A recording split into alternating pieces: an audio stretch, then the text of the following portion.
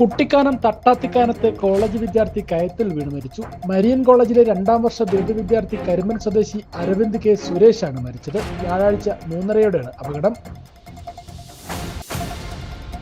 Horn അടിച്ചിട്ട് ഇഷ്ടപ്പെടാത്തതിനാൽ scooter യാത്രികരായ ദമ്പതികളെയും കുഞ്ഞിനെയും ഇടിച്ചു തെറിപ്പിച്ച് കാർ ഡ്രൈവർ. പരിക്കേറ്റ ദമ്പതികളെയും കുഞ്ഞിനെയും ആശുപത്രിയിൽ പ്രവേശിപ്പിച്ചു. ബംഗളൂരുവിലാണ് സംഭവം.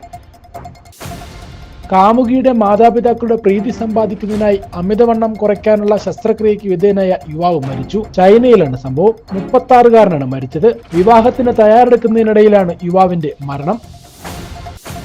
കുവൈത്തിലെ ഇന്ത്യൻ അംബാസഡറായി പരമിത ത്രിപാഠി ചുമതലയേറ്റു. കുവൈത്തിലെ ഇന്ത്യൻ നയതന്ത്ര ചരിത്രത്തിലെ ആദ്യ ഇന്ത്യൻ വനിതാ സ്ഥാനപതിയാണ് 2001 ബാച്ച് IFS ഉദ്യോഗസ്ഥയായ പരമിത ത്രിപാഠി.